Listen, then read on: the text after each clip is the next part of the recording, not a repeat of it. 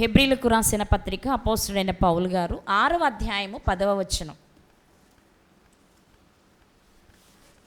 హెబ్రీలకు రాసిన పత్రిక 6వ అధ్యాయము 10వ వచనం. మీరు చేసిన కార్యమును మీరు పరిశుద్ధులకు ఉపచారము చేసి ఇంకనూ ఉపచారము చేయుచుండుట చేత తన నామమును బట్టి చూపిన ప్రేమను మరచుటకు దేవుడు అన్యాయస్తుడు కాడు. దేవుడు ఎవరు మరి? అన్యాయస్తుడు కాదు అంటే ఎవరైనా న్యాయవంతుడు, సత్యవంతుడు, నీతివంతుడు, యథార్థవంతుడు. ఇక ఆయన చెప్పాలంటే మంచికి సంబంధించిన ప్రతి పేరు ఆయనకు ఉపయోగపడుతుంది కదా.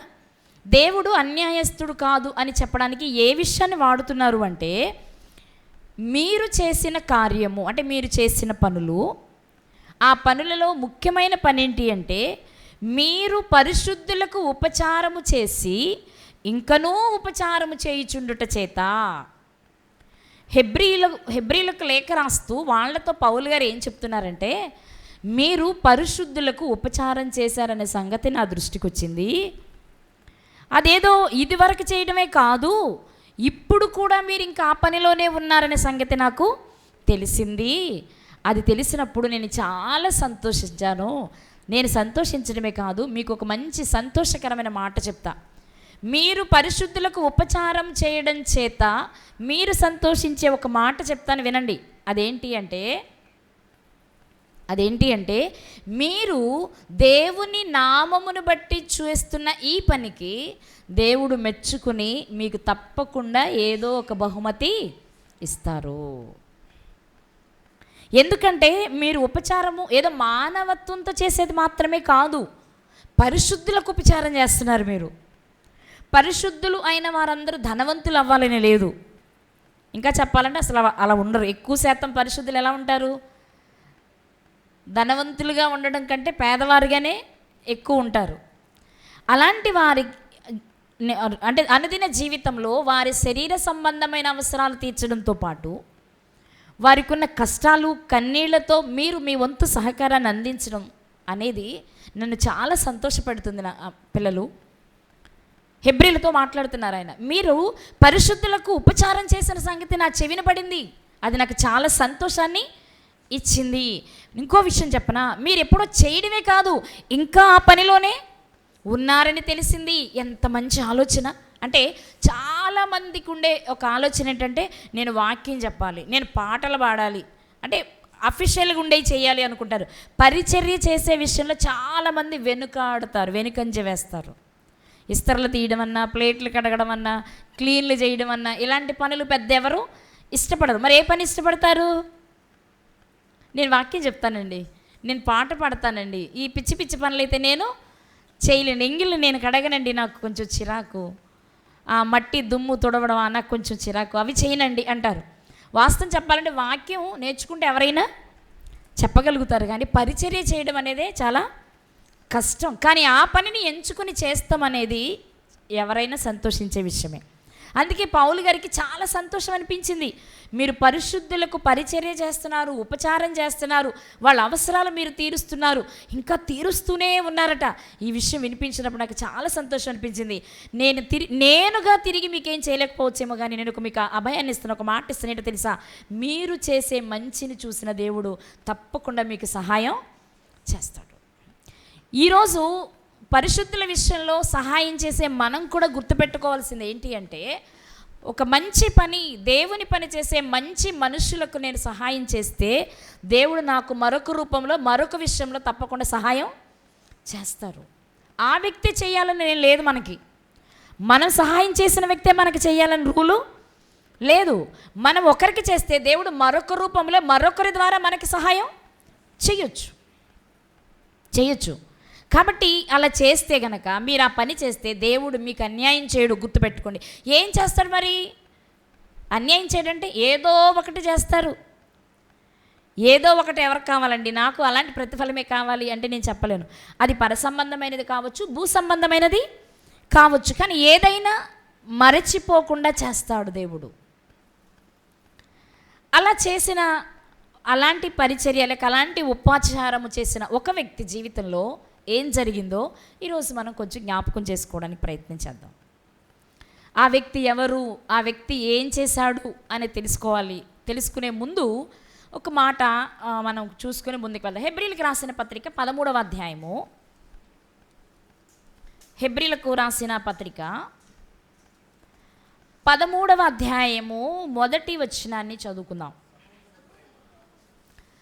సహోదర ప్రేమ నిలువరముగా ఉండనీయుడి, ఆతిథ్యము చేయ మరువకుడి, దాని వలన కొందరు ఎరుగకయే దేవదూతలకు ఆతిథ్యము చేసిరి. ఏం చెప్తున్నారు? ఆతిథ్యము చేయ మరువకుడి. ఎందుకని అంటే మరచిపోయే అవకాశం ఉంది. కొన్ని సందర్భాలు స్టార్టింగ్లో ఎవరు వచ్చినా రండి భోజనం చేయండి అని టకటక వండించి పెట్టిస్తూ ఉంటాం. కొద్ది రోజులు పోయేటప్పటికి వీళ్ళు ఎప్పుడు వచ్చేవాళ్ళేలే, వీళ్ళకి ఏం పెడతాంలే, ఈరోజు బాగాలేదు, లేవలేకపోయింది, నేను చేయలేకపోయానులేండి, మీరు బయటకు వెళ్ళి తినండి అంటాం. అంటే చేయలేక కావచ్చు, చేయాలని లేక కూడా కావచ్చు. కానీ మీరు ఏ విషయంలోనైనా మరచిపోతారేమో. కానీ నేను ఒక విషయాన్ని చెప్తున్నాను, గుర్తుపెట్టుకోండి.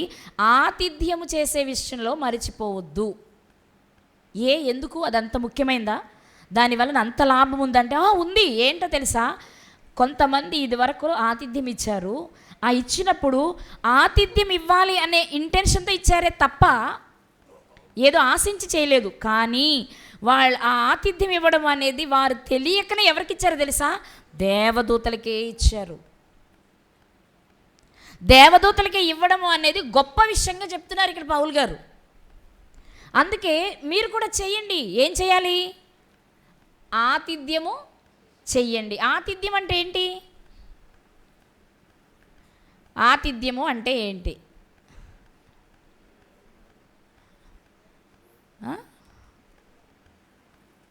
చెప్పండి. ఆతిథ్యము అంటే అర్థం ఏంటి? ఏమో మాట వాడతాం కానీ ఎందుకో మాకేం తెలుసు.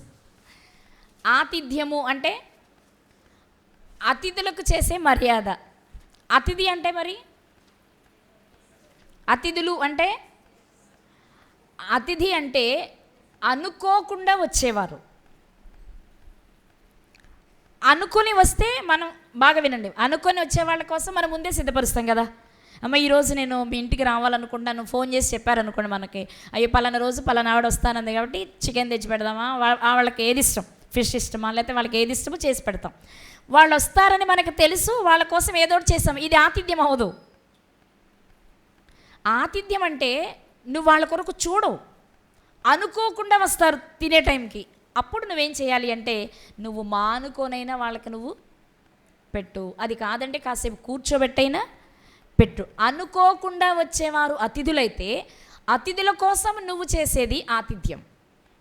అయితే ఆతిథ్యం చేయాలంటే ఎన్ని వెరైటీస్ పెట్టాలి అనేది కాదు ఇక్కడ ముఖ్యం, ఎంత ప్రేమగా పెట్టాలి అనేది ముఖ్యం. అందుకే హెబ్రీ పత్రిక 13వ అధ్యాయం మొదటి వచనమే వ్రాయబడిన మాట ఏంటో తెలుసా? సహోదర ప్రేమను నిలవరముగా ఉండనీయుడి. అంటే నువ్వు చేసే ఆతిథ్యం వలన ఆ వ్యక్తి ఎవరైనా నిన్ను ఒక సహోదరుడిగా భావిస్తాడు. నువ్వు కూడా ఆ వ్యక్తిని ఎలా భావించాలి?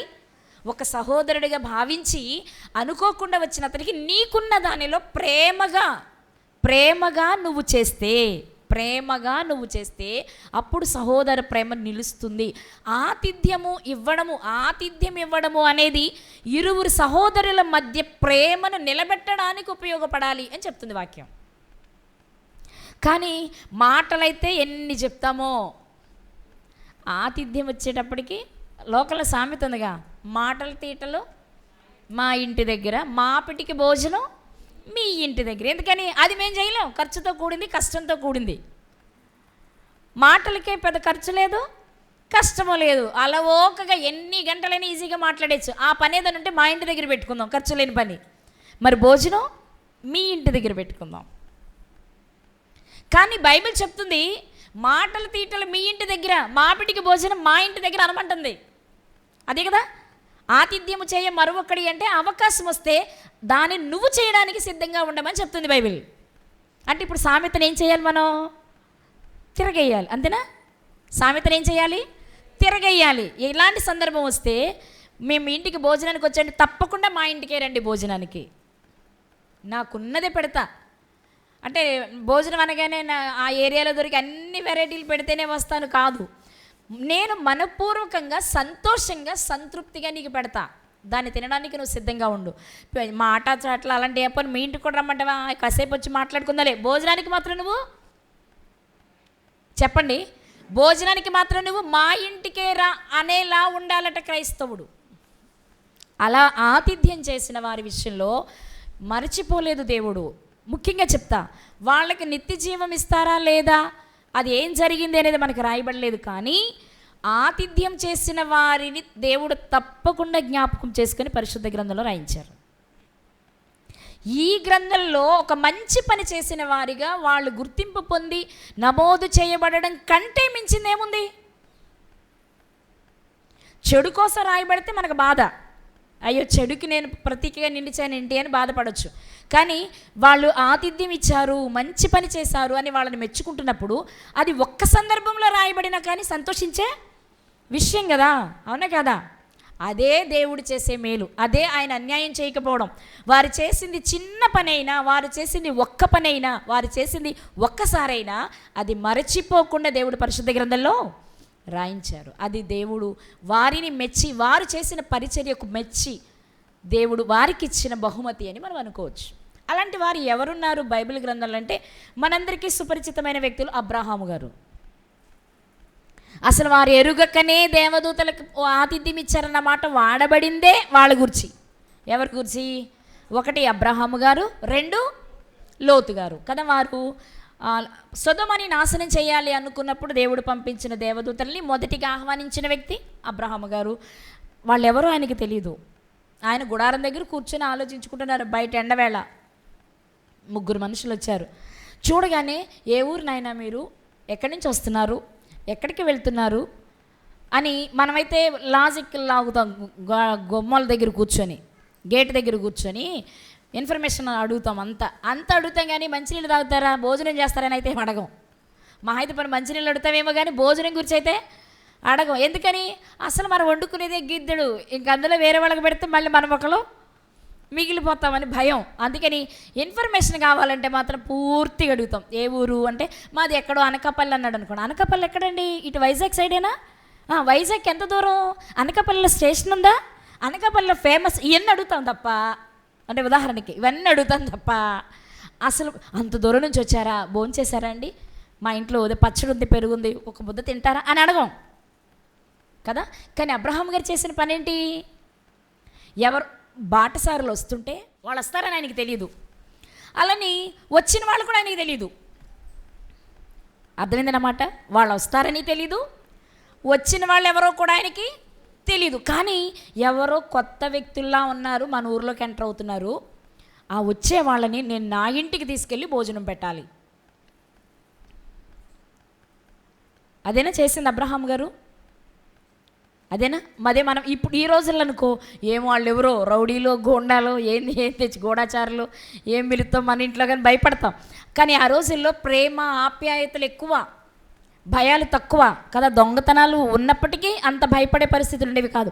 ఆయన పరిగెత్తుకుంటూ వెళ్ళి, అంటే మీకు తెలుసు కాబట్టి నేను రిఫరెన్స్లు చూపించట్లా, పరిగెత్తుకుంటూ వెళ్ళి వాళ్ళు ఎవరో తెలియకపోయినా సాష్టాంగ నమస్కారం చేసి, అయ్యలారా, నాయనలారా, అన్నలారా, ఈ పూటకి మా ఇంటికి రారా, వచ్చి కాళ్ళు కడుక్కోండి, భోజనం చేయండి, కాస్త విశ్రాంతి తీసుకుని ఆ తర్వాత మీ పని ఏదో మీ పని మీరు చూసుకోండి. మనం రివర్స్.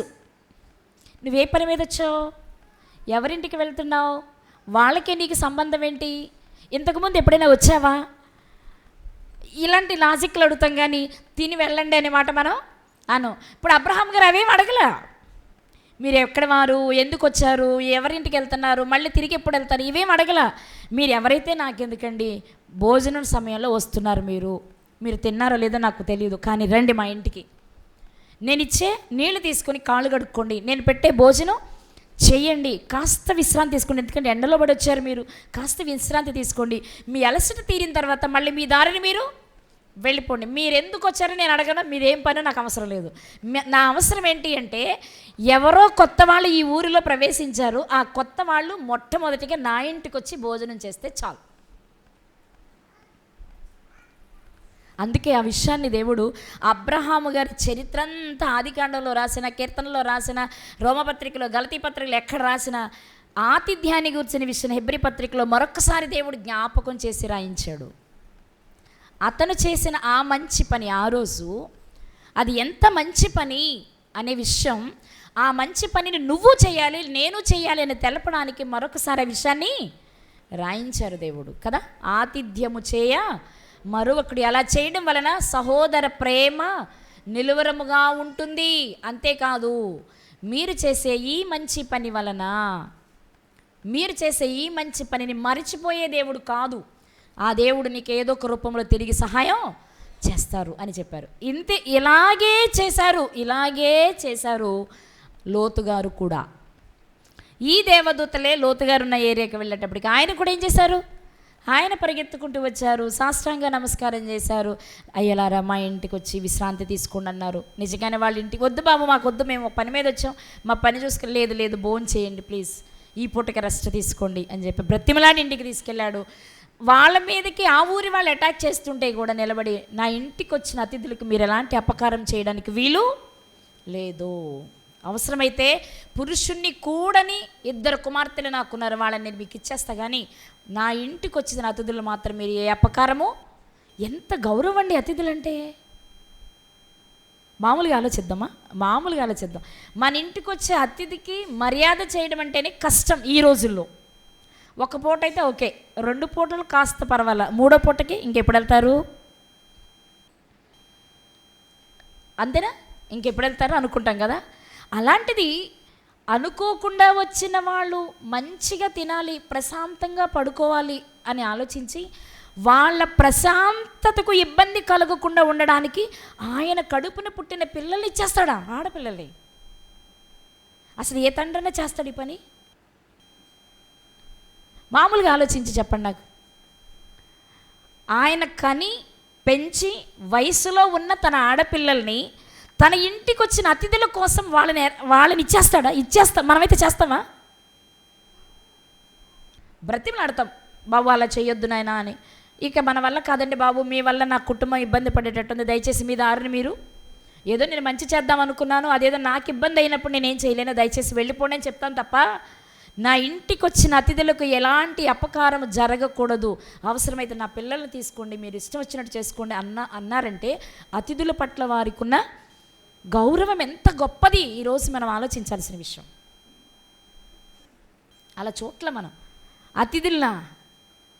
అతిథుల్నా అనుకోకుండా వచ్చిన అనుకొని వచ్చిన వాళ్ళని చూడలేకపోతున్నాం, కోరి పిలిచిన వాళ్ళని కూడా చూడలేకపోతున్నాం. అవునే కదా. వాళ్ళ అతిథులను చూశారు అంటే వాళ్ళు ఎవరో వాళ్ళకి తెలియదు, ఎక్కడికి వెళ్తున్నారో తెలియదు, ఎందుకు వెళ్తున్నారో ఎందుకు వచ్చారో తెలియదు, కానీ వాళ్ళకి ఏం చేయాలనుకుంటున్నారు? వాళ్ళు కడుపు నిండా భోజనం పెట్టాలి, చక్కని విశ్రాంతిని వాళ్ళకి ఇవ్వాలి, వాళ్ళని బాగా చూసుకోవాలి అని మాత్రమే చూస్తున్నారు. వాళ్ళని బాగా చూసి మర్యాద చేసి వారిని మర్యాదగా సాగనంపడం కొరకు వాళ్ళ కుటుంబాలే నాశనం అయిపోయినా పర్వాలేదు అనుకుంటున్నారు. తమ ఆడపిల్లల జీవితాలు నాశనం అయిపోయినా పర్వాలేదనుకో. అంత గొప్పదా ఆతిథ్యం అనేది?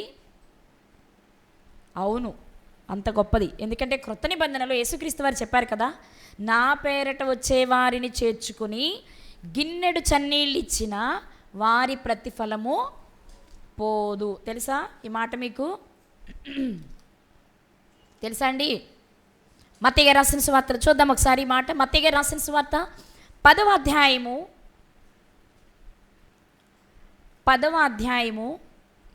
40 నుండి చదువుకుందాం.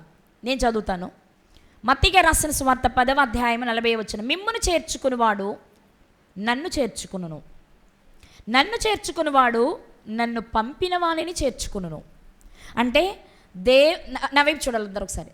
దేవుని పేరట నిజమైన ఒక వ్యక్తి గనక మన ఇంటికి వస్తే, సత్యవాక్యాన్ని పట్టుకుని మన ఇంటికి వస్తే, వినాలందరూ నా మాట విన్నారుగా. ఇక్కడ ఎన్ని లింకులు ఉన్నాయో మీరు గమనించాలి. ఫస్ట్ మన ఇంటికి వచ్చే వ్యక్తి ఎవరు అంటే, సత్యవాక్యాన్ని చేతబట్టుకొని మన ఇంటికి ఒక వ్యక్తి వస్తే నువ్వు ఆ వ్యక్తిని చేర్చుకునేది నువ్వు ఆ ఒక్క వ్యక్తిని అనుకుంటున్నావు, కానీ ఆ వ్యక్తితో పాటు ముగ్గురు వస్తున్నారు. ఆ వ్యక్తితో పాటు ఎంతమంది వస్తున్నారు? ముగ్గురు వస్తున్నారు. ఎవరు వస్తున్నారు? ఒకటి యేసుక్రీస్తు వారు. మిమ్మల్ని చేర్చుకునేవాడు నన్ను చేర్చుకుంటాడని యేసుక్రీస్తు వారు చెప్తున్నారు. ఎవరితో? శిష్యులతో. అంటే శిష్యుడు వెళ్ళాడు అనుకుందాం ఒక ఇంటికి. శిష్యుని చేర్చుకుంటే శిష్యుడితో పాటు గురువు వెళ్ళినట్టే, అంటే యేసుక్రీస్తు వారు వెళ్ళినట్టే. రెండవది, మిమ్మల్ని చేర్చుకున్నవాడు నన్ను చేర్చుకున్నట్టు, నన్ను చేర్చుకున్నవాడు నన్ను పంపిన వాడిని కూడా. అంటే ఒక్క శిష్యుడిని నువ్వు లోపలికి పిలిస్తే ఆ వ్యక్తితో పాటు యేసుక్రీస్తుని పిలుస్తున్నావు, తండ్రిని పిలుస్తున్నావు.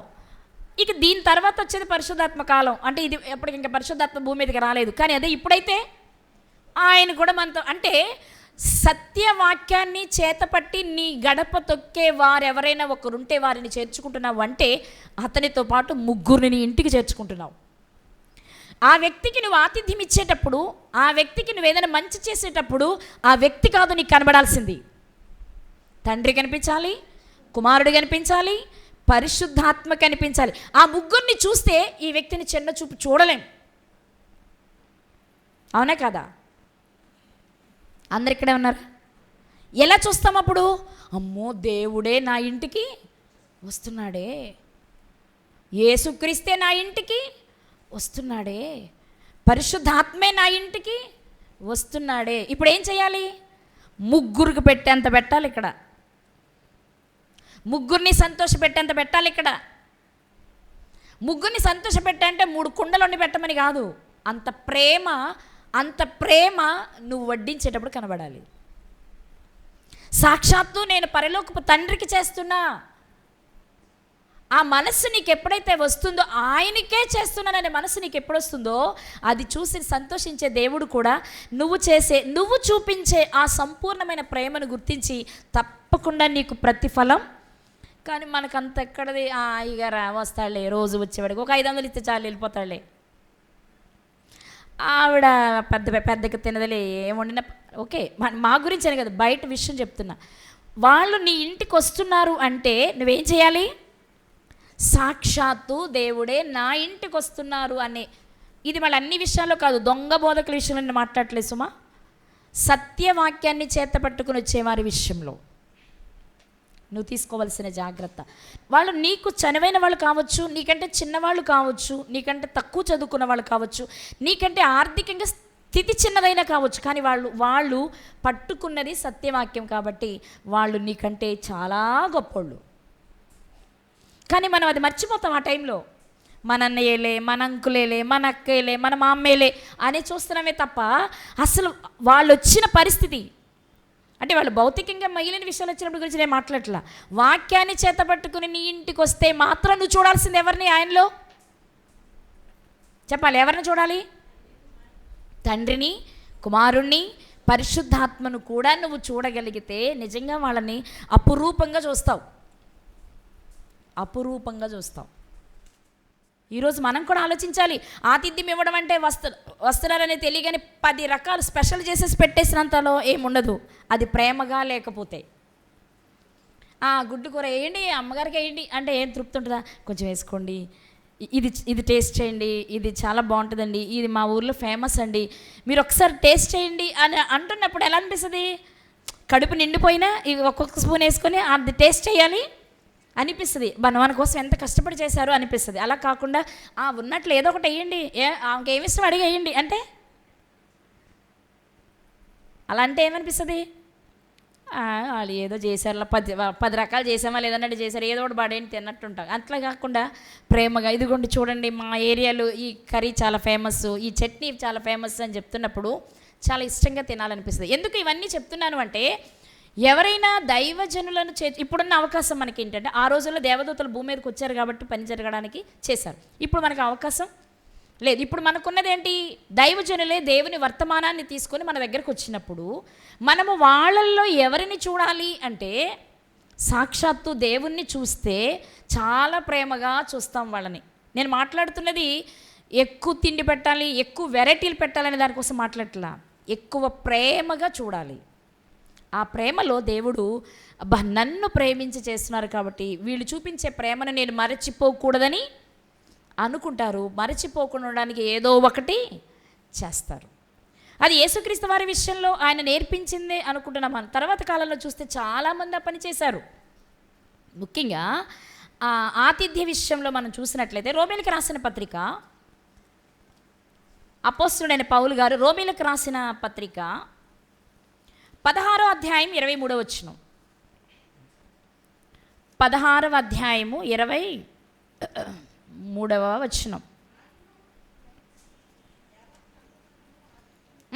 నాకును యావత్ సంఘమునకును ఆతిథ్యమిచ్చు గాయియు మీకు వందనములు చెప్పుచున్నాడు. పౌలు గారు రోమాలో ఉన్న సంఘానికి లేఖ రాస్తూ ముగింపులో ఈ మాట చెప్తున్నారు. ఏమనంటే, నేను పలానా చోట ఉన్నాను, నా దగ్గర గాయియు ఉన్నాడు. గాయియు ఎలాంటి వాడో తెలుసా? నాకు మరియు నాతో ఉన్న వారు యావత్ సంఘానికి ఆతిథ్యం ఇచ్చే వ్యక్తి. గాయియు అనే వ్యక్తి ఆతిథ్యం ఇవ్వడంలో గొప్ప స్థాయిలో నిలిచాడు.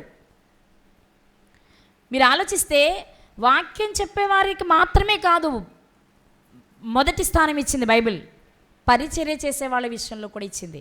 మార్కు గారి విషయంలో ఎంత గొప్పగా మాట్లాడతారు పౌలు గారు. నా ఈ చివరి దశలో నాకు సరిగా పరిచర్య చేయాలంటే మార్కే తగినవాడు, దయచేసి అతను త్వరగా పంపించు అని తిమోతి గారికి 2వ లేఖ రాశారు ఆయన. నాకు త్వరగా పంపించిన దగ్గరికి నా పరిస్థితి చూస్తే చాలా భయంకరంగా ఉంది తిమోతి, నాకు ఈ టైంలో నాకు పరిచర్య చేయాలంటే మార్క్ అయితే బాగా చేస్తాడు అంటే మిగిలిన వాళ్ళు చేయరా? అంత చేయరు. ఒకవేళ చెయ్యొచ్చేమో కానీ అంత చేయలేరు. కాబట్టి అతను సరైన వాడు, ఆ పనికి అతను సరైన వాడు, అతను పంపించవా, త్వరగా పంపించవా అని లేఖ రాశారు. అలాగే దేవుని పేరట వెళ్ళే వారికి కానీ దేవుని సంఘంలోని పిల్లలకు కానీ ఆతిథ్యం ఇచ్చే విషయంలో గాయు గారు కూడా పౌలు గారి దృష్టిలో పీక్ స్టేజ్లో ఉన్నారు. ఇది ఇక్కడే కాదు, ఈ గాయు గారి గురించి యోహాను గారు కూడా పత్రిక రాస్తూ మాట చెప్పారు. సార్ చూద్దామా? యోహాను గారు రాసిన 3వ పత్రిక, 3వ పత్రిక ఒకే అధ్యాయం ఉంటుంది. మొదటి వచనంలో ఇది యోహాను గారు గాయు గారికి లేఖ రాస్తున్నారు. పెద్దనైన నేను సత్యమును బట్టి ప్రేమించు ప్రియుడైన గాయునకు శుభమని చెప్పి వ్రాయున్నది. గాయు గారికి లేఖ రాస్తున్నారు. ఆయన ఏం రాస్తున్నారు అంటే 5వ వచనంలో, ప్రియుడా వారు పరదేశులైనను సహోదరులుగా ఉన్న వారికి నీవు చేసినదెల్లా విశ్వాసికి తగినట్టుగా చేయుచున్నావు. వారు నీ ప్రేమను గూర్చి సంఘము ఎదుట సాక్ష్యం ఇచ్చిరి. ఎవరో కొంతమంది పరదేశులు గాయు గారు ఉన్న చోటుకి వెళ్ళారట. గాయు గారు వాళ్ళని చాలా బాగా చూసుకున్నారట. పరదేశులైన సహోదరులా ప్రేమించి, ఒక విశ్వాసి ఎలా చేస్తాడు ఒక దైవజనునికి, అలా పరదేశులైన వారికి గాయు గారు అలా చేస్తే చూసి వాళ్ళు వచ్చి సంఘం ఎదుట చెప్తుంటే ఆ విషయాన్ని విన్నటువంటి యోహాను గారు ఉబ్బి తబ్బిబ్బైపోయి వెంటనే గాయు గారికి లేఖ రాస్తున్నారు. గాయు, నీ గురించి వాళ్ళు వచ్చి చెప్తుంటే నా మనసు చాలా ఉప్పొంగిపోతుందయ్యా. నువ్వు వాళ్ళకి చేసే పరిచర్య, వాళ్ళకి ఇచ్చిన ఆతిథ్యాన్ని చూస్తే నా మనసు సంతోషిస్తుంది. ఒక విశ్వాసికి తగినట్టుగా నువ్వు చేసావు, నిన్ను మెచ్చుకుంటున్నా. నిజంగా వాళ్ళు మెచ్చుకున్నారు, వచ్చి తినొచ్చిన వాళ్ళు మెచ్చుకున్నారు, ఆ మాట విన్న నేను మెచ్చుకుంటున్నాను. అంటే అసలు గాయు గారు ఆతిథ్యం ఇచ్చే విషయంలో, పరిచర్య చేసే విషయంలో ఏ స్థాయిలో ఉన్నారు?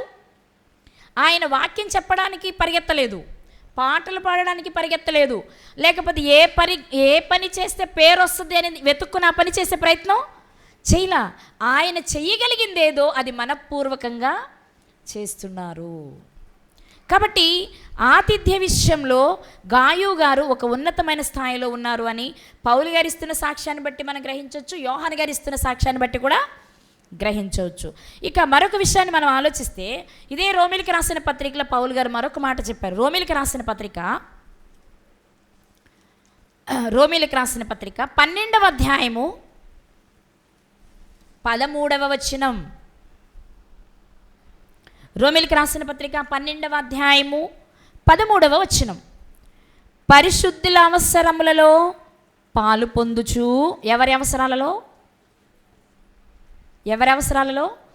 పరిశుద్ధుల అవసరాలలో పాలు పొందుచు శ్రద్ధగా ఆతిథ్యము ఇచ్చుచుండుడి.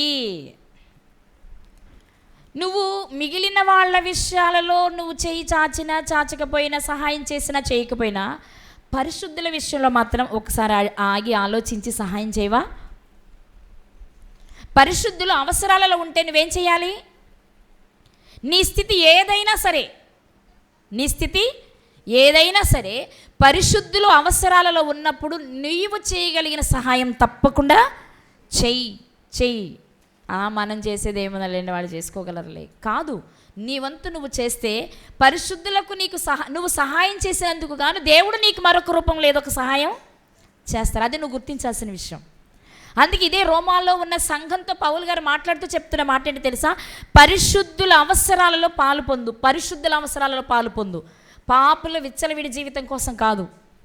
పాపులు అంటే తమ శరీర కార్యాలను నెరవేర్చుకుంటూ శరీర కోరికలను తీర్చుకోవడానికి పరిగెడుతూ వాడు అప్పుల పాలైపోయాడో మరొకటి అయిపోయాడో కాబట్టి సహాయం చేయాలనుకుంటే నువ్వు ఆ పాపం చేయడానికి ప్రోత్సహించిన వాడు అవుతావు. అలా కాకుండా వాడు తినడానికి లేకపోతే హాస్పిటల్కి వెళ్ళడానికి లేకపోతే ఆర్థికపరమైన ఇబ్బందుల్లో అతను మంచివాడే దేవుని పనిలో కొనసాగుతూ ఇబ్బంది పడుతూ ఉంటే నీవు చేయగలిగిన సహాయం చెయ్యి అని చెప్తూ వారి అవసరంలో పాలు పొందుచు శ్రద్ధగా ఆతిథ్యం ఇచ్చుచుండి. అంటే ఆతిథ్యం ఇచ్చే విషయంలో కూడా శ్రద్ధ కావాలా? అంటే ఆతిథ్యము ఏదోలే నా దగ్గర ఉంది పెట్టేస్తున్నాను అన్నట్టు పెడితే దేవునికి నచ్చదనమాట. ఆ పెట్టేటప్పుడు ఎలా ఉండాలి? శ్రద్ధ కనిపించాలి, ఇష్టం కనిపించాలి, ప్రేమ కనిపించాలి. నువ్విచ్చే ఆతిథ్యము ప్రేమతో కూడిందై ఉన్నప్పుడే అవతల వ్యక్తి ఎలాంటి వాడైనా దేవుడు తనకిచ్చినట్లుగా ఫీల్ అవుతాడు. అదే కదా ఇప్పుడు మనం ఇప్పటివరకు నేర్చుకున్నది ఏంటి? ఒకరిని చేర్చుకుని గిన్నెడు చన్నీళ్ళు ఇచ్చినా ఆ ప్రతిఫలం పోదు. అదే మనం అక్కడ మిగిలిన చదువుకోకుండా ఇటు వచ్చేసాం మత్తయి సువార్తలో కదా. ఎవరినైనా చేర్చుకుంటే నన్ను చేర్చుకున్నట్టే, నన్ను చేర్చుకున్నవాడు నా తండ్రిని చేర్చుకున్నట్టే, శిష్యుడైన మిమ్మల్ని ఒకడు చేర్చుకుని గిన్నెడు చన్నీళ్ళు ఇచ్చిన ఆ ప్రతిఫలము పోదు. ప్రవక్తని చేర్చుకుంటావా, ప్రవక్త ఫలం వస్తుంది. నీతిమంతుని చేర్చుకుంటావా, నీతిమంతుని ఫలం వస్తుంది. శిష్యుడని చేర్చుకుంటావా, శిష్యుని ఫలం. ఏ ఫలము, ఏ పని చేస్తే ఆ ఫలం నీకు వస్తుంది. కానీ నువ్వు చేయాల్సింది ఏంటంటే వాళ్ళని చేర్చుకునే ప్రయత్నం చెయ్యి. చేర్చుకున్నాను కాబట్టి ఏదో పెద్ద ఇల్లు ఇచ్చాను, పడుకోవడానికి స్థలం ఇచ్చాను, మళ్ళీ భోజనం అంట, సరే ఏదో ఆకల్లో ఉన్నాలని కాస్త పచ్చడి మెతుకులు పెడితే పలావంట కాదు.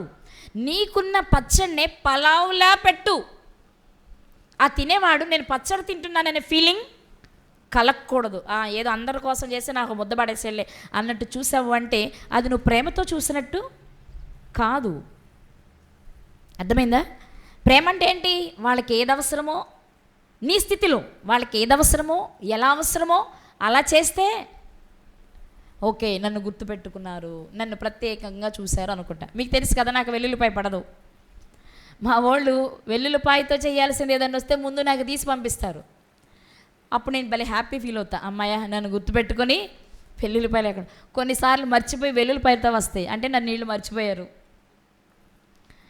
తీసినప్పుడు ఏమనిపిస్తుంది? నన్ను గుర్తుపెట్టుకున్నారు, నేను కొంచెం మంచిగా తినాలని ఆలోచించి ప్రత్యేకంగా పంపారు అన్న. వాళ్ళు ఏదో టెన్షన్లోనో లేకపోతే కొంచెమే కొంచెం ఏం తీస్తామో చేశారనుకో, వీళ్ళు నాకు వెల్లుల్లిపాయ వేసి పంపారంటే నేను అలా గుర్తులేను. అంటే నా పరిధిలో నేను ఆలోచించే విషయం చెప్తున్నా, అంతే కదా. అంటే ఎవరి విషయంలోనైనా మనకు సంబంధించింది చిన్న విషయమైనా సరే గుర్తుపెట్టుకున్నారంటే అర్థం ఏంటి? వాళ్ళు మనల్ని ప్రేమిస్తున్నారని. ఎలిజబెత్ అక్క పచ్చళ్ళు పంపేది. ఒకసారి చెప్పాక చక్క దిట్టంగా వేసేసి పంపించేది వెల్లుల్లిపాయ మంచిదని. అక్క నాకు వెల్లుల్లిపాయ పడదక్క అని చెప్పా. పాపం తీసి నాకు పంపిస్తుంది. అంటే నేను తినను, మరి మీరు ఎంత ప్రేమగా పంపి నేను తినలేకపోతే వేస్ట్ కదా. ఎందుకు చెప్తున్నాను ఈ విషయాలు అంటే మనకు వాళ్ళు నచ్చారు, వాళ్ళని మనం ప్రత్యేకంగా చూస్తున్నప్పుడు వారికి నచ్చినట్టు అందులోనే మన కడుపు నిండాలి, అందులోనే మనం తృప్తి పడగలగాలి అనమాట. అందుకే ఏం చెప్తున్నారంటే ఆతిథ్యం చేయండి, కానీ అది శ్రద్ధగా చేయండి. అలాంటి ఆతిథ్యం ఇచ్చిన ఒక వ్యక్తి ఈరోజు మీకు పరిచయం చేస్తా. అబ్రహాము గారు, లోతు గారు, గాయు గారి సరసన ఈ పేరు చేరాలి. మేము లిస్ట్ అంతా తీసి మీకు ఇస్తాం, మీరు మొత్తం ఒకసారి మర్చిపోతారు కదా. ఎవరెవరిని పెట్టుకోవాలి మనం ఆతిథ్యం చేసే వాళ్ళ విషయంలో? అబ్రహాము గారు అంటే మనకు తెలిసిన పేర్లు, లోతు గారు, గాయు గారు మనకు బాగా పరిచయస్తారు ఇక్కడి వరకు కదా. ఇంతకుముందు తెలిసిన పేర్లు ఇవన్నీ. ఇప్పుడు కొత్త పేరు మీకు పరిచయం చేస్తా. అపోస్తుల కార్యములు 28వ అధ్యాయం 7వ వచనం. అపోస్తుల కార్యములు 28వ అధ్యాయము 7వ వచనం. పొప్లి అను ఒకడు ఆ ద్వీపములో ముఖ్యుడు, అతనికి ఆ ప్రాంతములో భూములుండెను. అతడు మమ్మను చేర్చుకుని 3 దినములు స్నేహభావముతో ఆతిథ్యమిచ్చెను. చాలు. ఈ మాట ఎవరు చెప్తున్నారంటే పౌలు గారు. పౌలు గారు ప్రారంభంలో ఎంత భయంకరంగా ఉండేవారో, యేసుక్రీస్తు వారు ప్రత్యక్షమైన తర్వాత ఆయన జీవితం ఎంతగా మారిపోయిందో మీకు తెలుసు.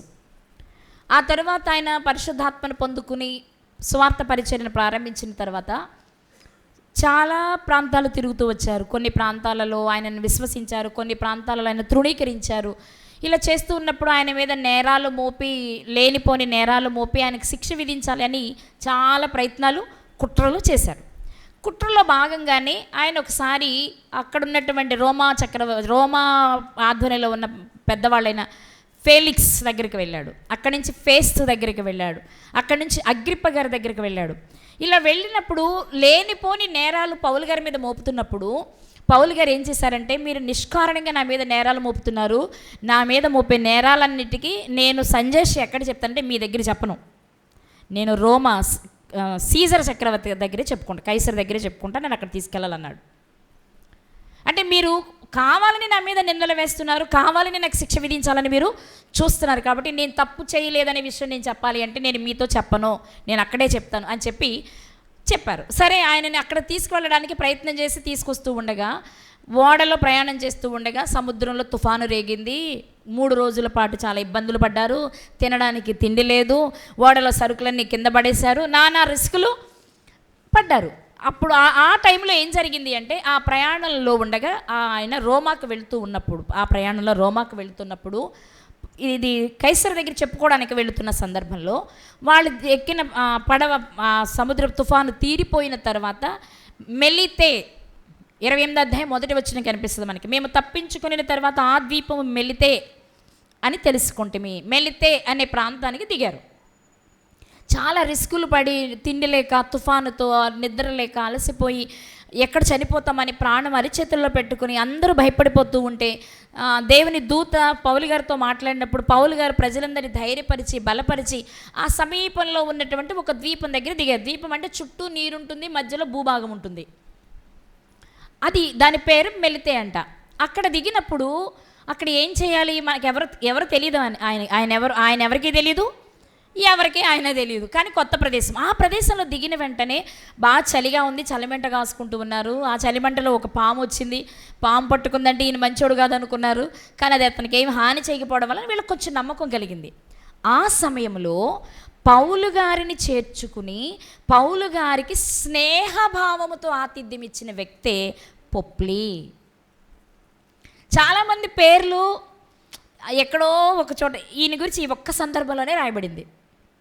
ఈ ఒక్క సందర్భంలోనే ఉంది కాబట్టి చదువుకుని వదిలేస్తాం మనం. జనరల్గా మనం వాళ్ళ పెద్దగా గుర్తుపెట్టుకునే ప్రయత్నం చెయ్యం. కానీ గుర్తుపెట్టుకోవాలి. ఎందుకు అంటే వెళ్ళినది పౌలు గారు. ఈరోజు మనకైనా గొప్పవాడు, కానీ ఆ రోజు అనేక నిందలు, అనేక అవమానాలు, నిజంగా తను మంచివాడా కాదా జనాలు తేల్చుకోలేని పరిస్థితులు. అలాంటి రోజుల్లో ఆయన ఎవరో తెలియకపోయినా అలాంటి వ్యక్తిని చేర్చుకుని ఆతిథ్యం ఇచ్చాడట 3 రోజులు. ఎవరు?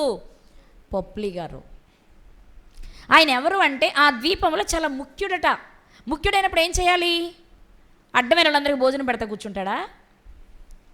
చెప్పాలి. ఆయనకి చాలా భూములు ఉన్నాయి అంటే అర్థం ఏంటి? ఆస్తిపరుడు అనమాట.